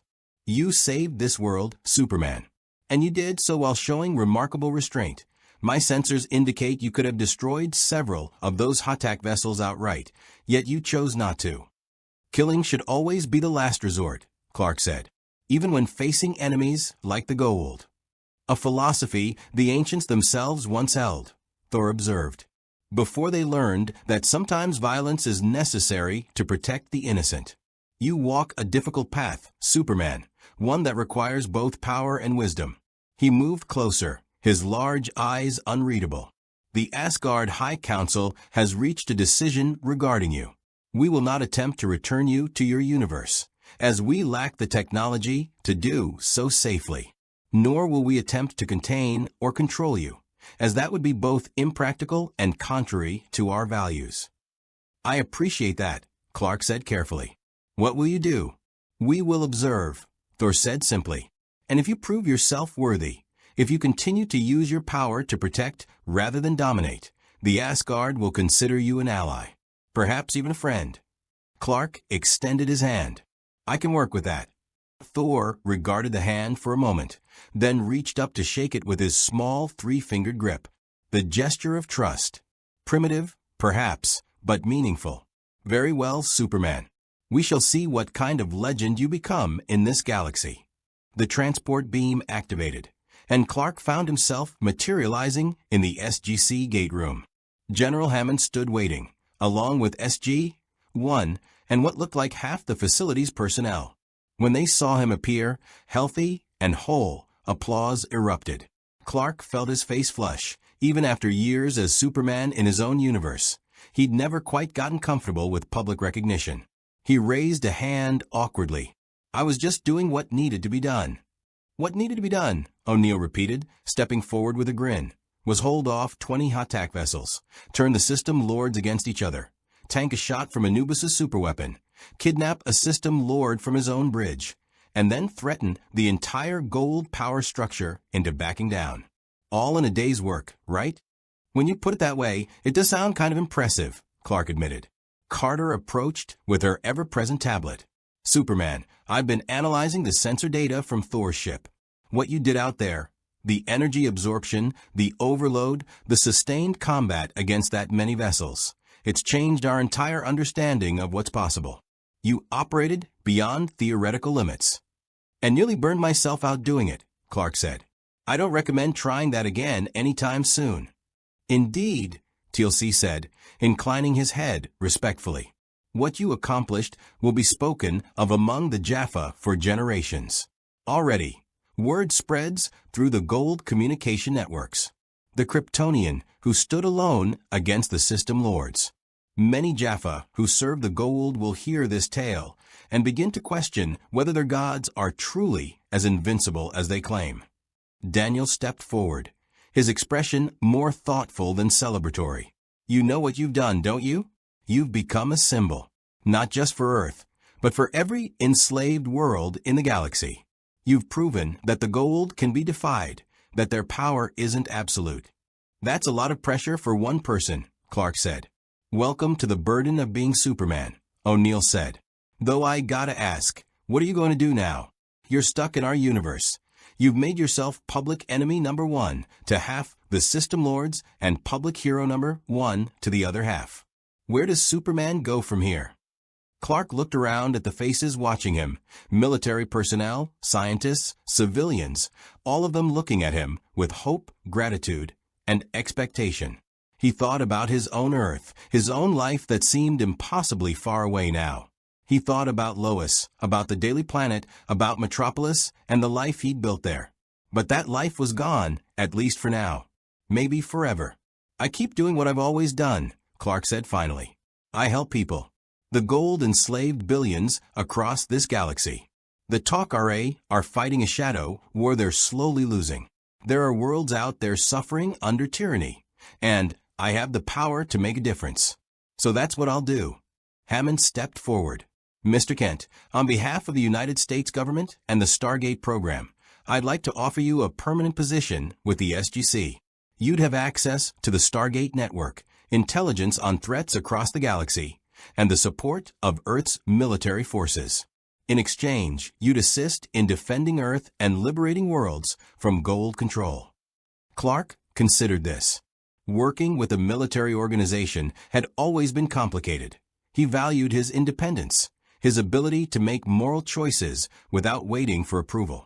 But the SGC wasn't like most military organizations. They fought for freedom, not conquest. They'd proven themselves willing to take extraordinary risks to protect innocence. "I'll work with you," Clark said. "But I need to be clear about something. I'm not joining the military. I'll assist on missions, defend Earth when it's threatened, help liberate enslaved worlds. But I make my own choices about when and how to act. I answer to my conscience first." Hammond smiled slightly. "I expected nothing less. Consider yourself a civilian consultant with broad operational latitude. Colonel O'Neill will coordinate with you on joint operations, but you'll have the freedom to pursue your own missions as you see fit." "There's one more thing," Clark said. "The Jaffa that serve the Goa'uld, they're victims too. Indoctrinated from birth, implanted with symbiotes that control them. When we fight them, we need to remember that. We need to give them opportunities to be free, not just treat them as enemy combatants." TLC's expression softened almost imperceptibly. Many Jaffa believe freedom is impossible. They have known only servitude to the Goa'uld. But if they see a Kryptonian fighting not to conquer, but to liberate, if they see that even the most powerful being in the galaxy chooses freedom over dominion, some will find the courage to rebel. You may do more for the Jaffa rebellion than any of us could accomplish in a lifetime. "Then let's get started," Clark said. 2 weeks later, planet Chulak. The Jaffa village burned. Goa'uld death gliders screamed overhead, punishing the population for harboring rebels. Mothers clutched children. Warriors raised staff weapons knowing they couldn't win. And System Lord Apophis's forces descended with the inevitability of a thunderstorm. Then a figure in red and blue dropped from the sky like a meteor. Superman landed between the Jaffa villagers and the approaching ground forces, his cape billowing in the wind of the burning buildings. The attacking Jaffa froze, recognition and fear warring on their faces. "The Kryptonian," one whispered. Clark's voice carried across the village square, amplified by his control over his vocal cords. "I am Superman.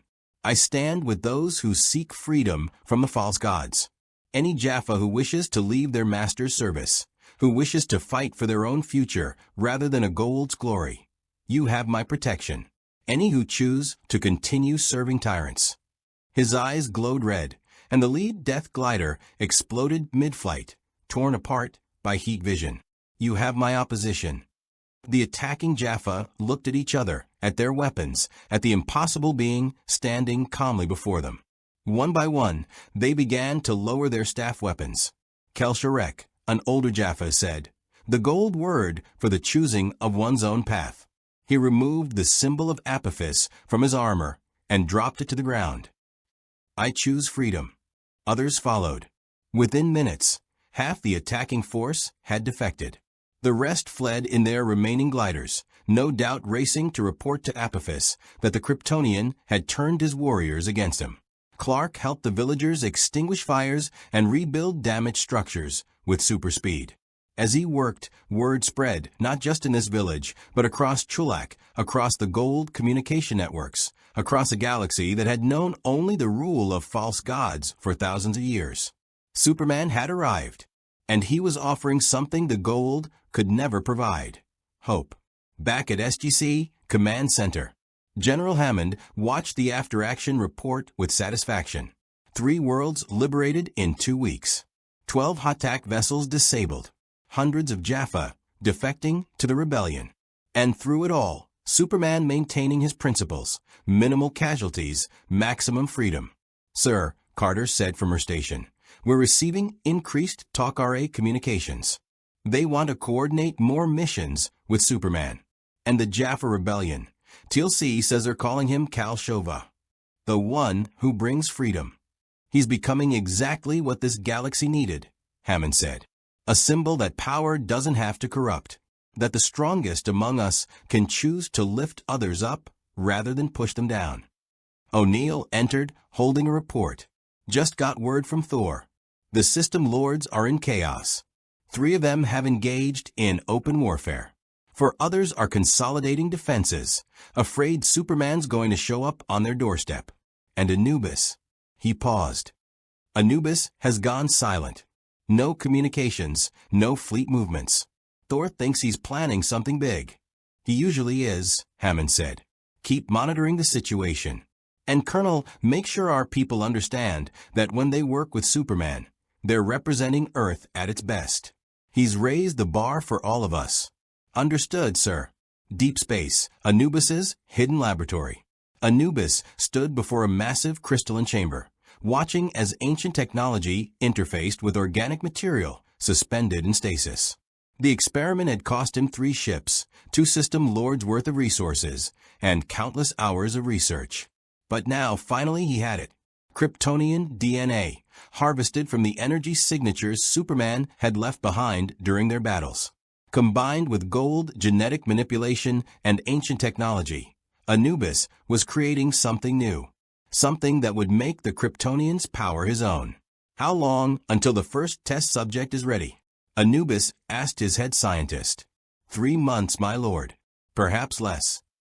"Accelerate the timeline," Anubis commanded. "The Kryptonian believes he has won. Let him savor his victories. When I return, I will demonstrate that even gods can be surpassed." The chamber pulsed with dark energy, and within the suspended material, something began to take shape. Something that looked almost human, but with eyes that glowed with power stolen from the stars. Earth SGC Recreation Area. Clark sat with SG-1 in the facility's recreation area, attempting to understand Earth's poker game and failing miserably. O'Neill was taking entirely too much pleasure in beating an alien with superhuman abilities at cards. "I don't understand how you're winning when I can see through the cards," Clark said, frustrated. "Because poker isn't about the cards, Superman," O'Neill explained. "It's about reading your opponent. And you, my superpowered friend, have a terrible poker face." Carter and Daniel laughed, while TLC raised an eyebrow in what might have been Jaffa amusement. For the first time since crashing through the Stargate, Clark felt something like peace. Not home. This wasn't his Earth. These weren't his people. And somewhere in another universe, Lois was probably worried sick about him.